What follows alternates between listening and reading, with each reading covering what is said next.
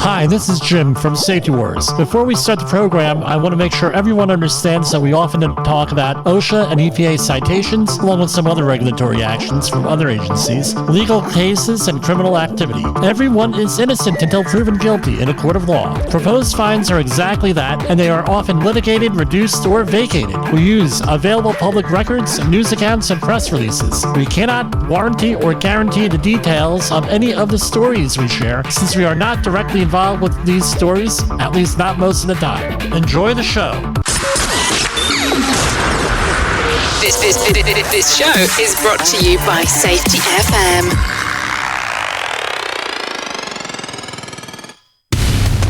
And from the border of liberty and prosperity, the highway to the north, this is Safety Wars for Tuesday, January 16th. Well, I knew it was going to be inevitable. I made a mistake.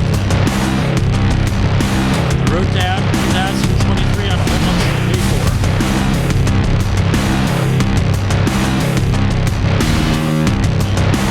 No! So we're Simpsons. Hope getting the streamers here in place. Am I on the air or not? I don't know.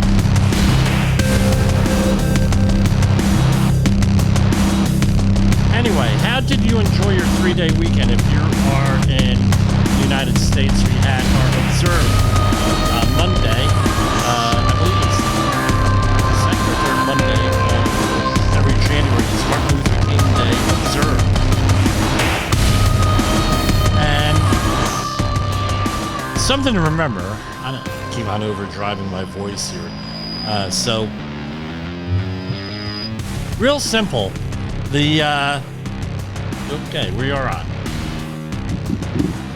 Civil rights, right? That's what Martin Luther King is famous for. Civil rights movement, his involvement in that. He wasn't the only one, but he is one of the most, some would argue, the most significant person in that movement. Known a couple of the folks in that movement over the years. Conference on Racial Equality head Niger Innis and Roy Innis, his father, rest in peace. Great people. You talk about the path not taken. That was one of them, right? They wanted me to go down with them to to Africa because they were working on an environmental book, and I couldn't really swing it. It would have meant that I would have had to take a leave of absence. Which I couldn't do, right? From my gig, it would have been 2 or 3 months. And they came up with a book called Eco-Imperialism. They had a lot to do with it. And what the whole idea was United Nations was promoting things that were not did not have a positive impact on Africa. And it was an expose. I mean, it's an opinion, and it was a criticism of that, along the lines of, if you heard of another book, it was written on the UN. I did not prepare anything tonight, so there was a book out that came out in 2004. A memoir of 3 young people who joined the UN during the 1990s, and it recounts the author's experiences during the United Nations Transitional Authority in Cambodia and UN peacekeeping operations. The name of the book was Emergencies, Sex, and Other Desperate Measures by Heidi Postlethwaite, Kenneth Kane, and Andrew Thompson. And there was a lot of... They had a lot of information. I mean, it's one of those period books where you had to be there, and it just went into it. But that's the closest I ever got to know anyone from that era in the civil rights movement. Roy Innis. He liked me and my dad. By the way, I inherited my father's headphones here. So, anyway, when we were cleaning out the house, found his headphones. But anyway, the other thing, so civil rights. All right, so you have the whole idea of natural rights in United States and United States culture, United States society, going back to way before the revolution, where we had this idea that we had natural rights. What were they? Basically, we get our rights from nature. And if you don't believe in nature, then God. Or if you don't believe in God, then nature, however you want to look at it.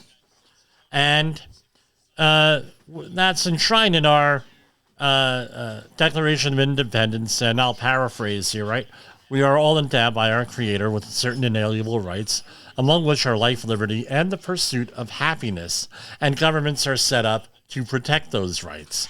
So there's a big debate, and you could go back and read the Federalist Papers on all of this stuff going back and forth and a lot of the notes there. I'm not going to claim to be an expert because there are a lot of people out there who claim to be experts in this stuff, and they are not. And as I say about safety professionals, if anyone says they're a safety expert, watch out. Right? Let someone else identify you as one. Don't self-identify as a safety expert. You're going to run into problems every time. But we have, that's one way of rights, where we have, inalienable rights. Then we also have, the other idea is that the Bill of Rights in this country, we have 10 Bills of Rights. And what are the 10 Bills of Rights? Right? You could go and look them up. Right? Right to free speech, freedom of religion, freedom of assembly, right to keep and bear arms. The Third Amendment, which is, you have a right to be, the government's not going to quarter troops in your house. Never been litigated to anyone's knowledge, but with that, unreasonable search and seizure, to be secure, self-incrimination, and going on and on and on. I forget the 9th and the 10th are pretty much the same, where if the government doesn't have hasn't identified any jurisdiction to something, then it goes back to the states or the people, sort of thing. But anyway, you have all of those. Now, under OSHA, the government created another right. And again, it's not that they created one, it's that they identified one. And the rights don't come from government. That's what the idea was back in the day, right? We've changed. At least one side of the political aisle has changed, and the other, and they're at extremes, right? One saying rights come from government, the other one not, and it goes back and forth. And that's a debate we're not going to get into here because it's never ending. But what the idea is this. The government could identify rights. That's how I like to think about it. I know there are attorneys out there pulling their hair out right now. And one of the rights that they have, right, is this. Is that people have a right, right, to a safe and healthful workplace free of recognized hazards. Right? And that is a right. And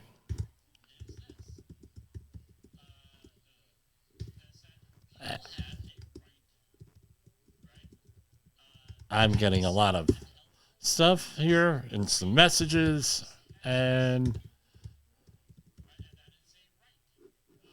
right, so that's under the OSHA Occupational Safety and Health Act of 1970. So you have a right for that, and then it goes on with everything. With that, you have a right to self. Right, here you go. You have a right. I looked up on the OSHA website. They said, check out the OSHA website. Here it is. You have a right to a safe, free, and a workplace free of safety and health hazards. Receive workplace safety and health training in any language you understand. Work on machines that are safe. Refuse to work in a situation which you would be exposed to a hazard.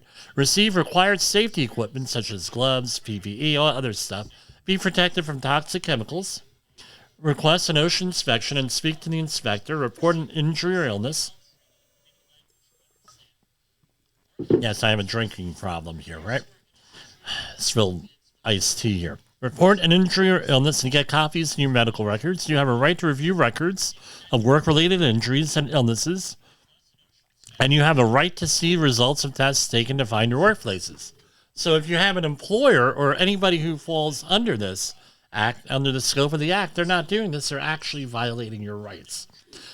What I have done, and I'm not here to say attaboy Jim and promote myself in any way, but what I have done, I was asked by a major university in northern New Jersey to help their worker outreach program.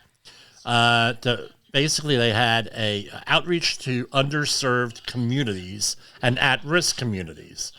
And what we found out was, especially in African American communities, Latino communities, and anywhere where there's really a minority, well, especially when you have an immigrant population, you're going to have a situation where the worker does not violates these rights. The employer does not give information or training, and they don't know what their rights are or anything else. And this is what we've done here with this. So when I'm teaching in a university, this is how I approach it. You're dealing with, again, know your audience. The audience, especially the last couple of years, is interested in civil rights.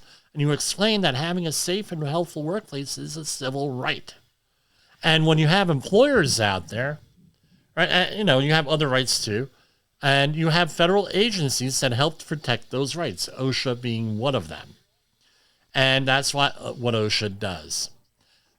Now we can debate effectively, ineffectively. I was listening to a debate right before we got on, or a discussion would be more accurate, on OSHA and does OSHA need to exist, and it was on another podcast, which we're going to be talking about tomorrow.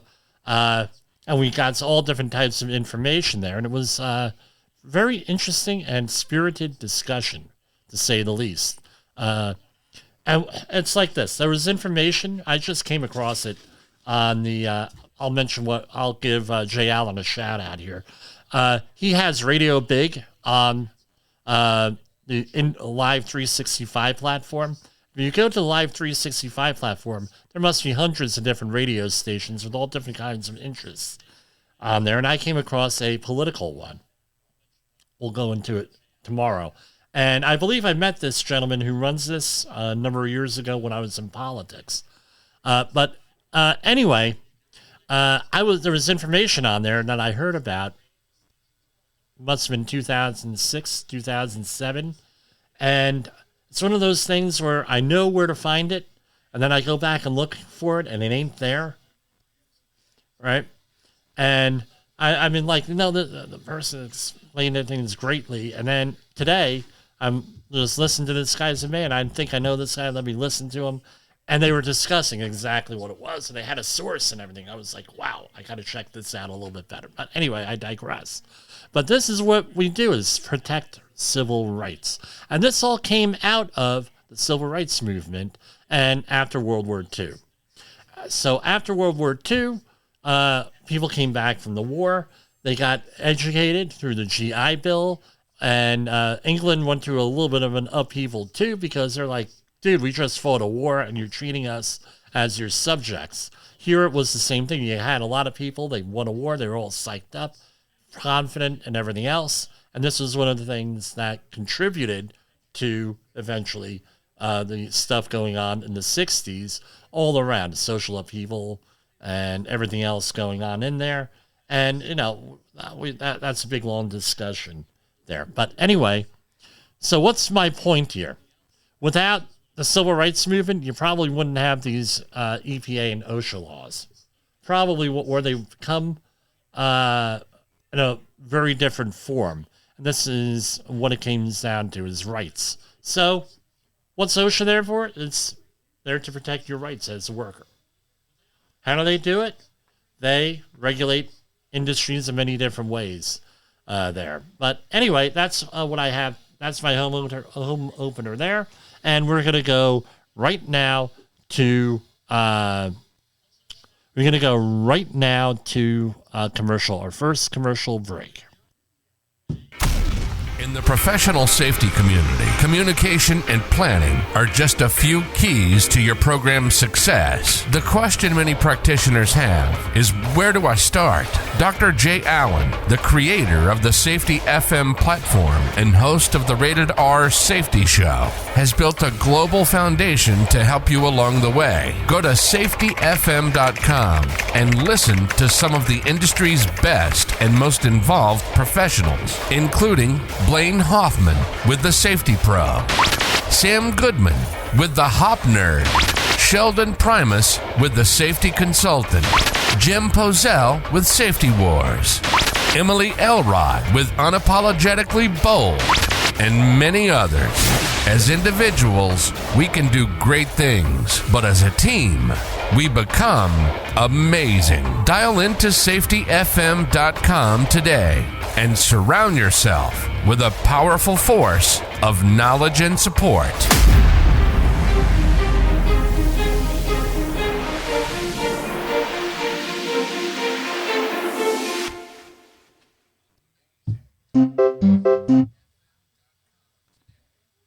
Sorry, no clowns here today. OSHA recordables, catastrophic losses, environmental disasters. You want answers? So do I. This is Jim Poesl with Safety Wars. That's my daddy! Is your safety training old, stale, and hackneyed? Is your safety trainer still preaching a warped version of behavior-based safety? How about safety training that actually addresses your hazards in your workplaces and is not standardized baloney from 25 years ago? Contact the Safety Wars team at safetywars.com or call Jim Poesl at 845-269-5772. Remember, if you're receiving this message, you are the solution to unsafe workplaces. Anyway, what was I working on late last night? My son is a pitcher and first baseman in a travel league team, and I applied some of my skills here for his thing, right, for what he does. So what I'm going to do is, if you'll allow me for a minute here, I'm going to go, actually 46 seconds exactly. I'm going to share the video, a little video me and my wife put together last night. Here. Hold on. And hopefully... I know what I gotta do. I always forget to put this on. There. Okay, here we go. It's January 2024, and James is 2 months into winter training for TBT season. For the next 7 months, we are on the road to Cooperstown for the biggest tournament for 12-year-olds in the country. Enjoy some of his highlights from 2020. Let's start that over again. Come on. Be right, 16 seconds. February 2024, and James is 2 months into winter training for TBT season. For the next 7 months, we are on the road to Cooperstown for the biggest tournament for 12-year-olds in the country. Enjoy some of his highlights from 2023, but we can't do this alone. We need your help. How? We have fundraising activities, including a big one. For $100, you get a chance of winning $8,000, or you can participate in our Super Bowl pool.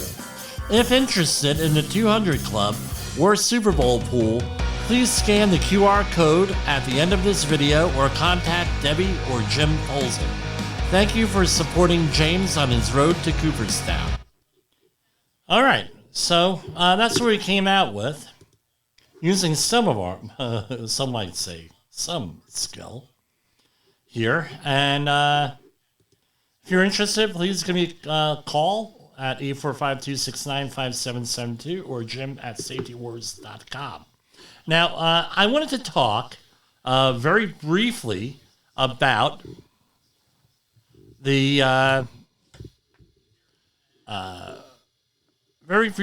what the anniversary was yesterday. It was 15th year anniversary. And that was on the Flight 1539, I believe it was, on, I don't have it written down, on The Miracle on the Hudson. Now, I have a little bit, like our beginning says, usually we're not involved in the stories, but I am involved in a very ancillary way, a very minor way with this. All right, so what we had, and if you were on Facebook friends with me, check this out on our Facebook pages this weekend, I put up a thing here for commemorating this. And here.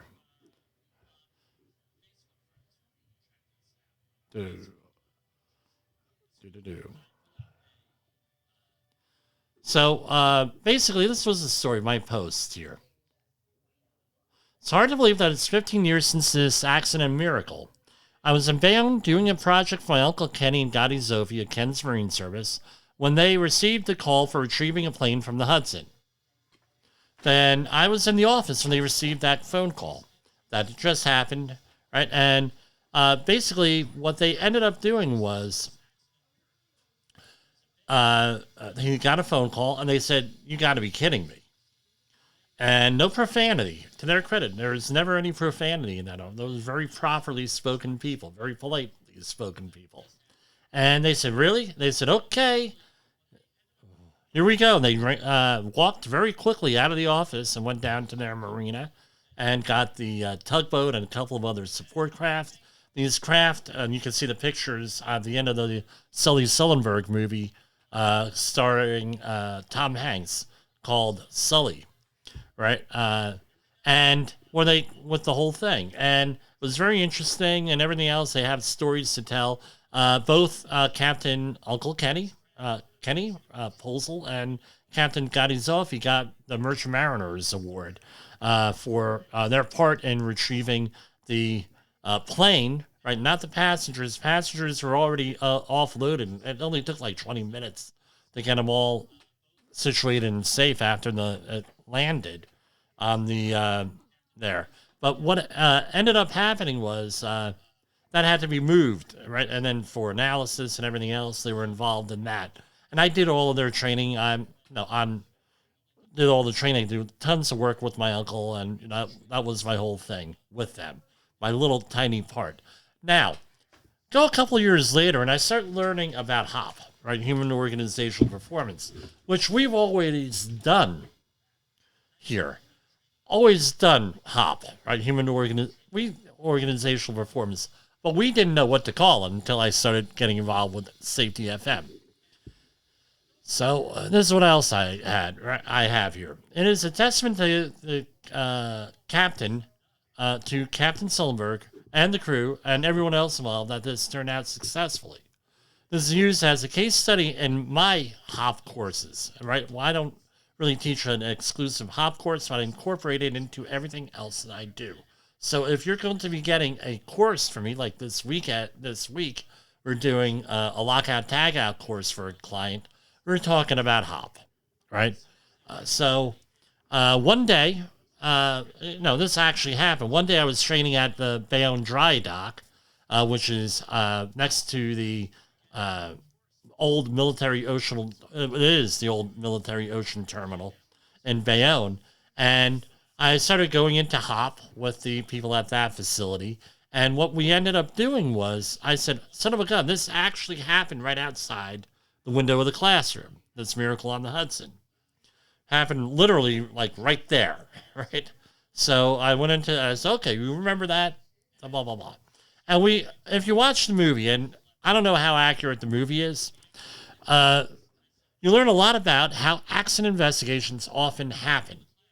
So the case in point was, this was a highly public investigation. Most of these things seem to take place, just for hardcore people like me or something like that to follow and to share on the program or what have you. And it's very adversarial, the investigation, right? And the gentleman, the actor, I should say, I don't know if this actually happened. He was like, "Well, I don't understand, Dr. Sullenberg, when, what you're doing here, Captain, Berger, we don't understand what you're doing here. Well, how you can add to this? And he says, well, if something along the lines of, well, now can we talk seriously about this? And what the agenda of the NTSB, at least according to the movie, was bias, political agendas, politics, right? Blame, shame, and retrain. Hey, you didn't know what you were doing. You're making all the wrong decisions, blah, blah, blah. And and as I've learned about HOP and a couple of the podcasts over the years, Captain Sullenberger was a safety consultant at the FAA. He was he was getting his company started, and he had some of the books that we had with him. He read, right?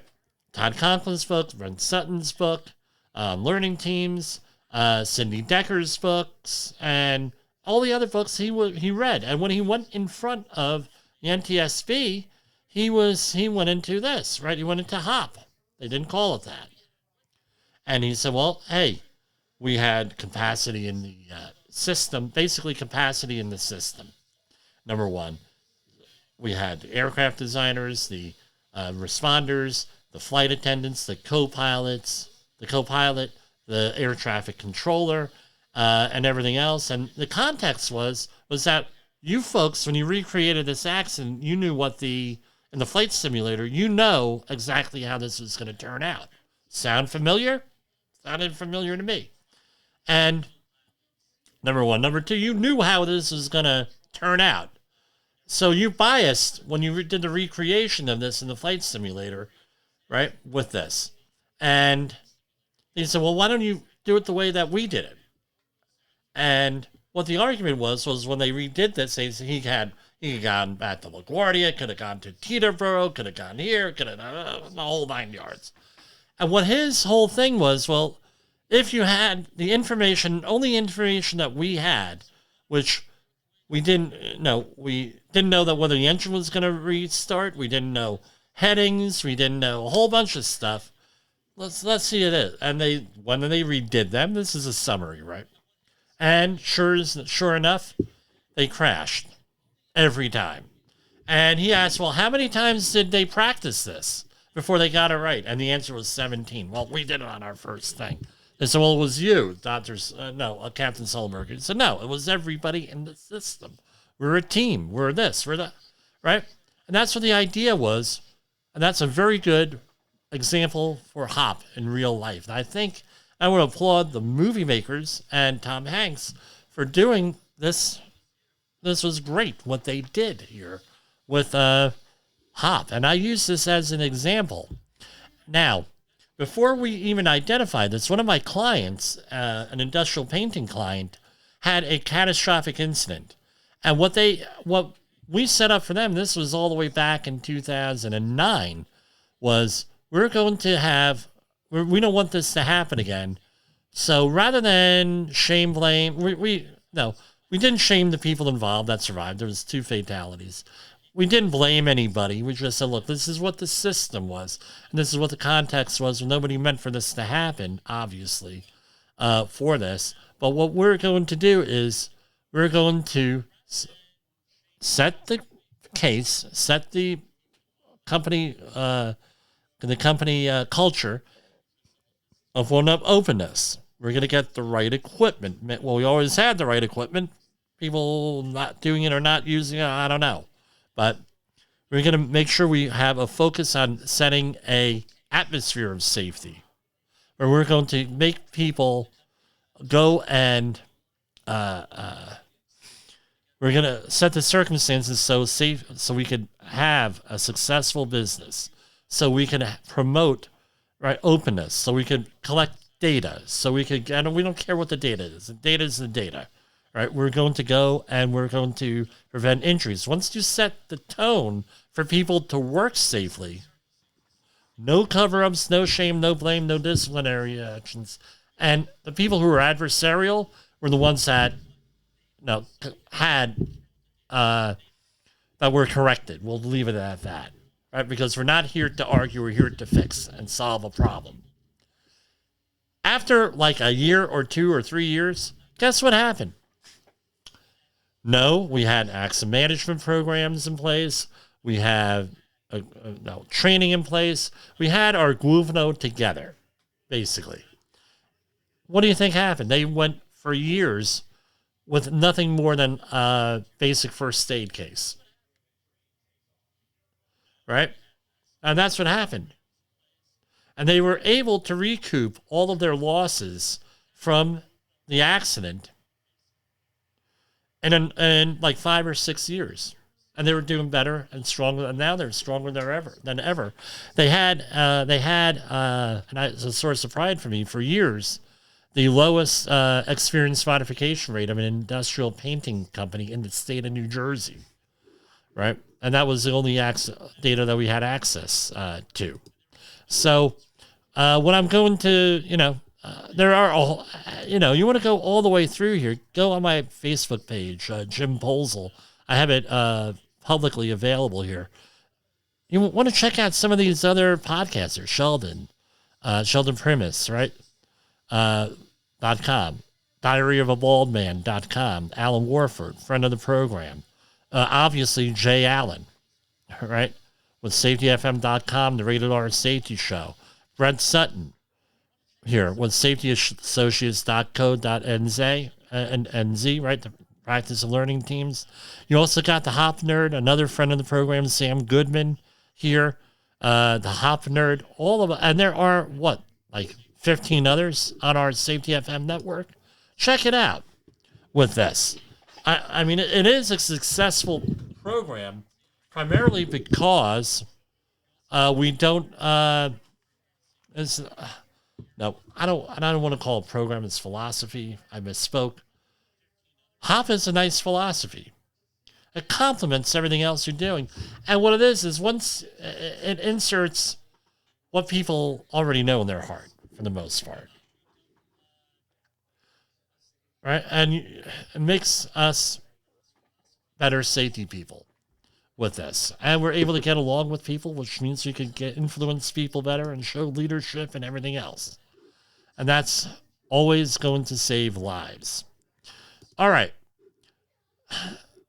Here we have. Well, let's go right out. Let's take a quick break here. I got to pour myself something to drink here, and we will be right back with you. You are listening to Safety Wars. Tomorrow's Safety Today. In an unpredictable world, one voice rises above the chaos. Meet Jim Poesl, a seasoned safety expert who's navigated through some of the most dangerous scenarios, from anthrax, explosive cleanups, disasters, and numerous environmental cleanups, and lived to tell the tale. Now, he's bringing his wealth of knowledge, insights, and experiences to you through Safety Wars.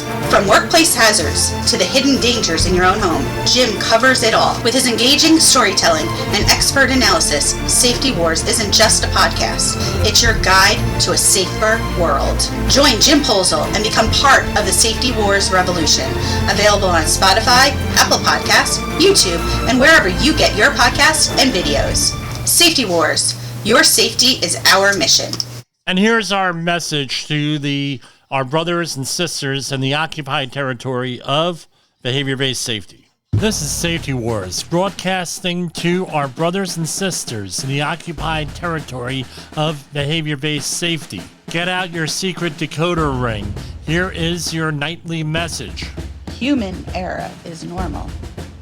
Human error is normal. Yes, human error is normal, right? The first principle of HOP. So,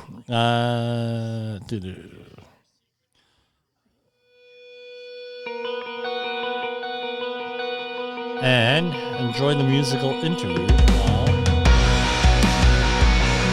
I came across this. This is called Falling.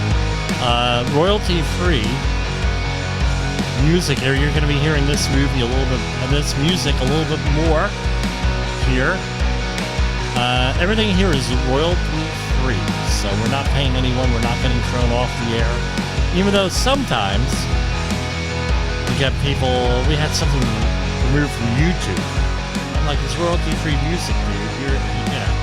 Oh, okay, we'll let it back. We'll be adding to other platforms. We're on Rumble, we're on Brighteon, we're on YouTube, Twitter, now X, a couple of Facebook things, and Instagram.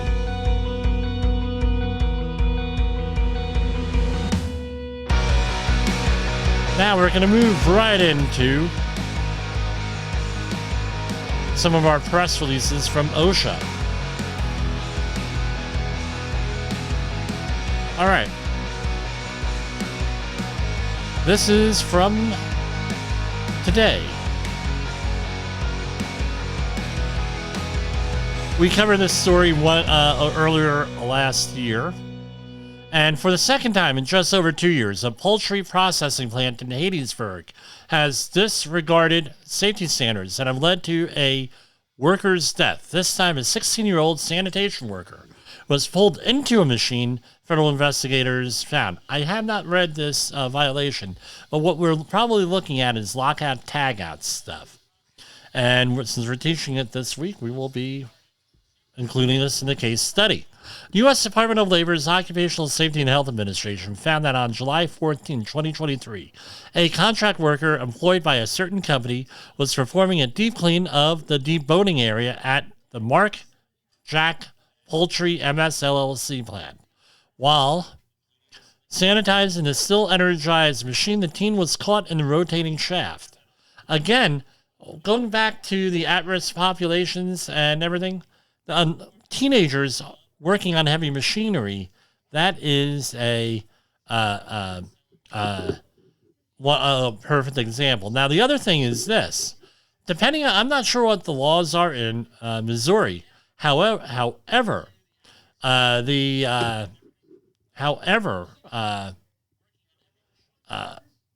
a lot of states, this would probably be illegal for anybody under 18 to do to work on. This person's 16 years old, so this might be an illegal. They might be employing him illegally here. I'm assuming it's a him. It's just a worker. Investigators found that despite a manager's supervision in and around the area prior to and during the fatal incident, lockout tagout procedures were not utilized to disconnect power to the machine. And the lockout tagout device was not used to prevent the machine from unintentionally starting during the cleaning. The company is aware of how dangerous the machinery they use can be when the safety standards are not in place to prevent serious injury and death. The company's inaction has directly led to this terrible tragedy, which has left so many people to mourn this child's preventable death. OSHA has cited the company with 14 serious and 3 other than serious violations. And proposed penalty is $212,646. And the agency previously cited the company after a May 31st, 2021 incident in which an employee's shirt sleeve was caught in a machine they were pulled in, pinning their body against the support of the machine's carousel, resulting in fatal injuries. Following the fatal incident in May 2021, the company should have enforced strict safety standards at its facility, Peter Meyer had added. Only about 2 years later, nothing has changed, and the company continues to treat employees' safety as an afterthought, putting its workers at risk. No worker should be placed in a preventable, dangerous situation, let alone a child. In addition to the OSHA's investigation, the department's Wage and Hour Division has an open child labor investigation, and the matter is currently pending. Headquartered in Gainesville, Georgia, the company was founded in 1954 and has facilities in Mississippi, Alabama, and Georgia. The company has 15 days, and again, everything is anyone's innocent until proven guilty, and this stuff gets negotiated and put down. Now, let's go into in-depth here. I imagine there's probably going to be repeat violations here. All right? And this is Mississippi, by the way, not Missouri. I hate abbreviations. All right. Citation 1, Item 1. Type of violation, serious. 1910.23. The Employer did not ensure that the cap, if equipped, and top step of the step ladder that are not used as steps. Second, processing. On or about July 14, 2023, employer allowed sanitation employees to use the top rung of and cap of a portable fiberglass step ladder, exposing employees to fall hazards of up to approximately 9 feet. So if we recall, it's 4 feet general industry, which is what this is. And this was, at the time, the maximum proposed fine, $15,625. Citation 1, item 2. Type of violation, serious. And they hit him again, same one. All right. $15,625. Citation 1, item 3. Type of violation, serious. Except as provided elsewhere in the section 29 CFR 1910.28, the employer did not ensure that each employee on a walking working surface on an unprotected side or edge that is 4 feet or more above a lower level is protected from falling by one or more of the systems described. So, no fall protection in the form of a railing or something. All right. Then we're approximately 8 feet above grade here. The employer did not ensure that sanitation employee was protected from falling when performing sanitation work while standing on a drip pan located under a shackle chain. Exposed the employee to a fall hazard of 6 foot 10 inches to the concrete below. Another maximum penalty, $15,625. Citation 1, item 4. Procedures are not developed. 1910-147, Lockout Tagout. Procedures not developed, documented, and utilized for the control of potentially hazardous material. Serious, $15,625. That's the maximum. Citation 1, item 5. Again, Lockout Tagout. Maximum violation, maximum of proposed amount. And this is another Lockout Tagout, $15,625. Another Lockout Tagout, the equipment was not turned off or shut down using procedures. They had no procedures, apparently. Working by hand, $15,625, a maximum. Citation 1, item 8, Lockout Tagout, no isolating device, $15,625. $15,625, and for that, and it's going on and on, it's all Lockout Tagout stuff.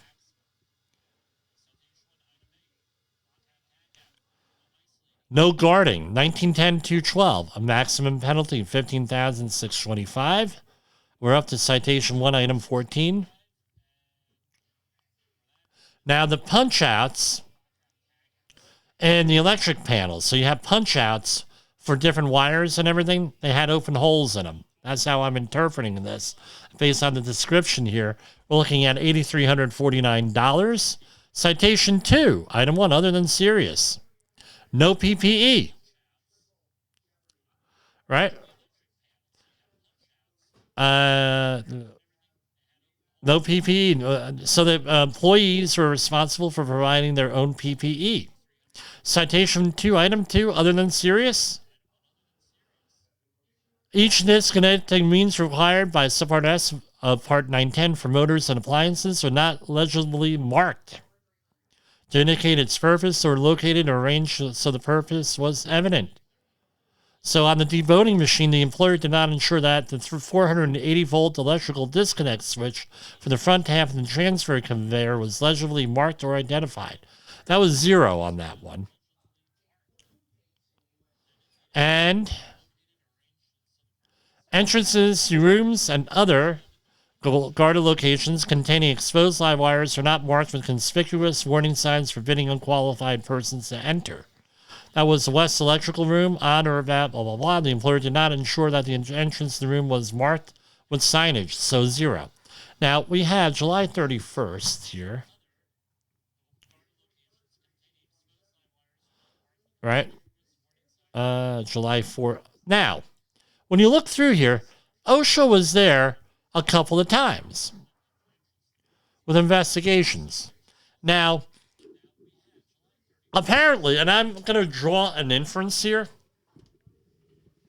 If you know you have a fatality or something like that, hire a consultant, hire a qualified health and safety professional to go, and you can call us 845-269-5772 to try to help you navigate this stuff. And the appropriate thing to do, and they might have done this, but what typically happens is you have a fatality or a visit from OSHA or another regulator, and you say to somebody, I want to go and I want to find out everything that's wrong and I want to fix it, right? What's appropriate and what's not appropriate. That's what normal people do.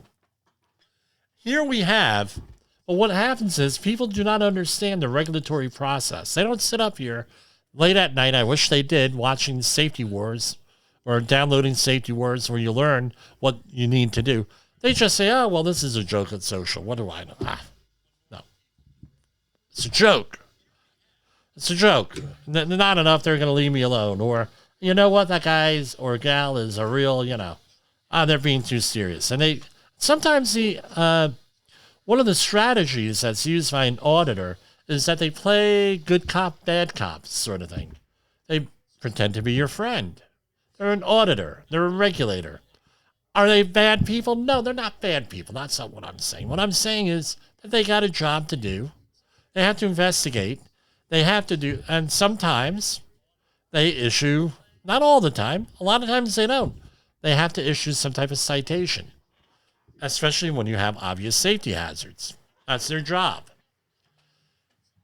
People don't understand that. I get it all the time. Well, those bleeping, well, look, they're doing their job. Had you not had the situation happen, guess what? This might not have happened. So let's try to fix this. How it happened. Let's find out what the context is. We're not here to shame, blame, and retrain people. We're here to find out to the bottom. Instead of a root cause analysis, we're going to go out and actually find out what we're doing here. What actually happened.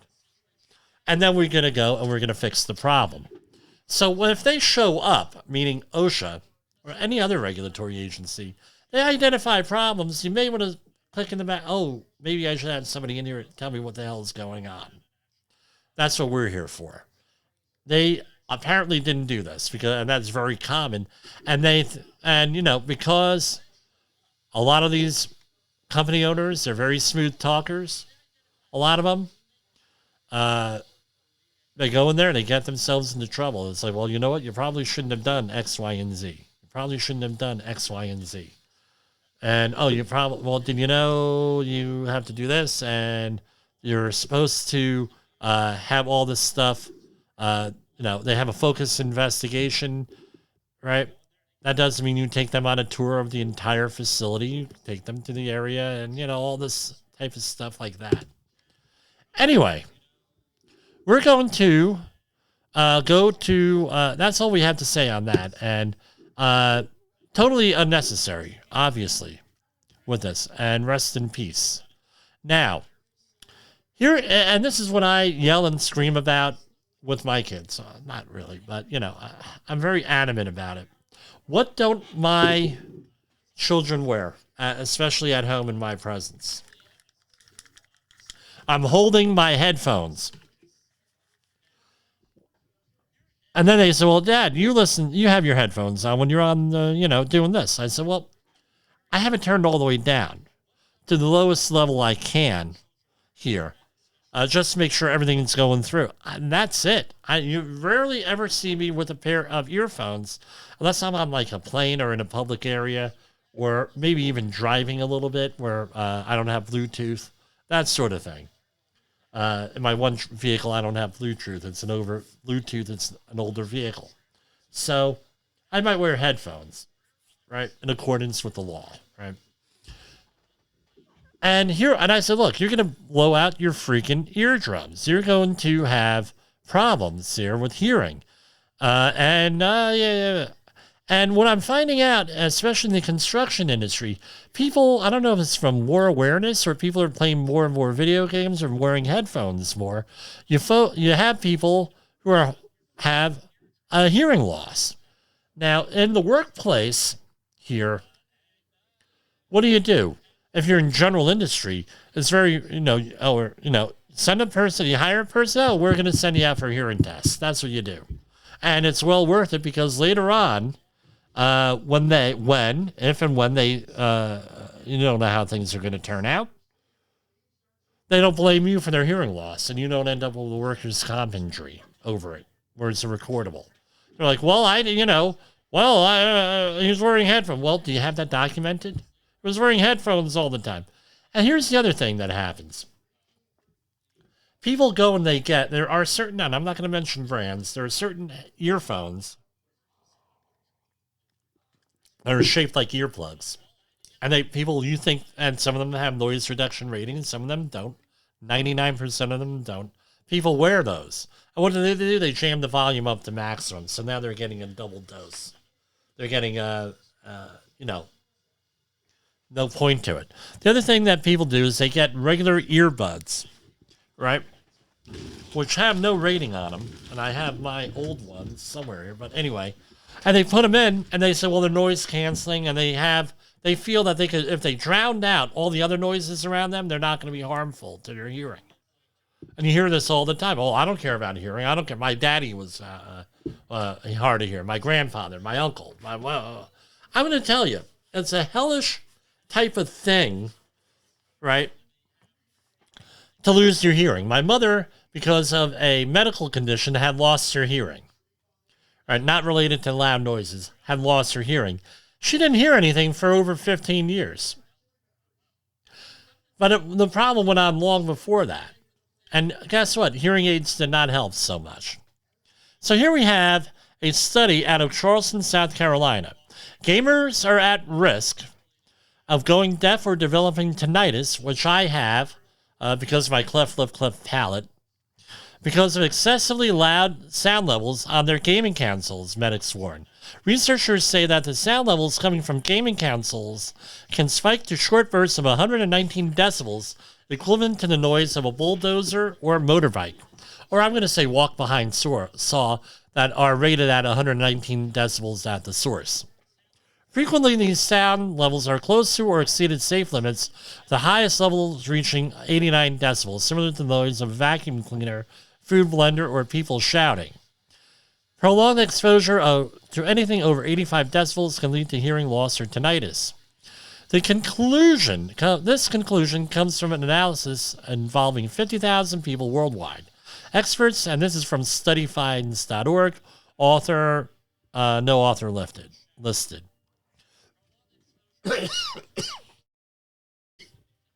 Pardon me. Experts from the World Health Organization, the Medical University of South Carolina, are calling for increased public health efforts to make people aware of these risks. While there have been numerous studies on music venues, headphones, and earbuds in relation to music, less attention has been paid to video games and esports. Gamers often play for hours at high-intensity sound levels, potentially causing hearing damage among the world's 3 billion gamers. I tell you what, it's not fun living with tinnitus, especially when it flares up. The study was covered in BMJ Health, BMJ Public Health. But anyway,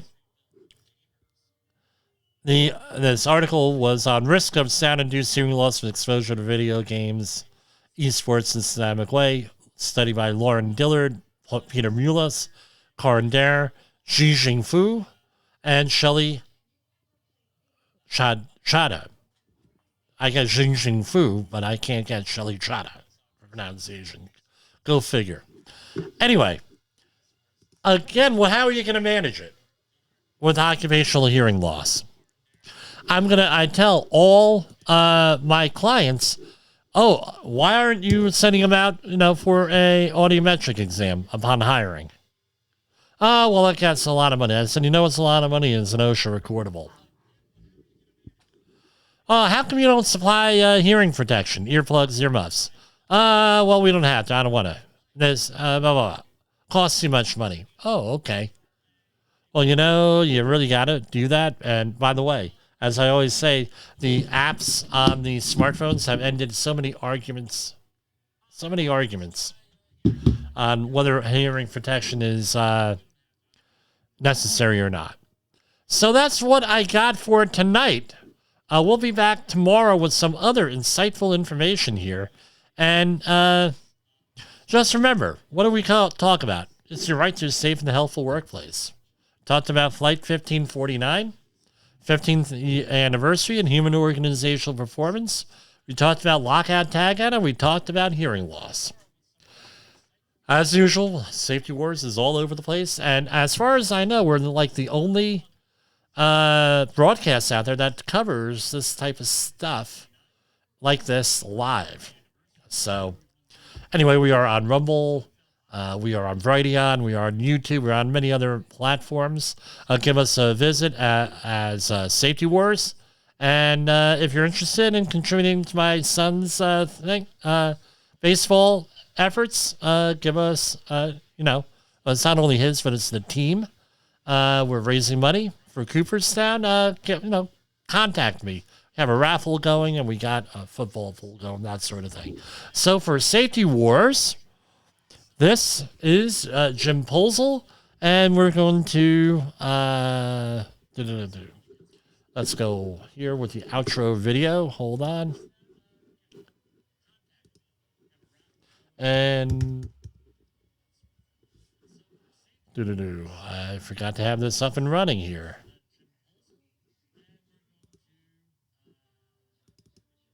By the way, this is copyright 2024.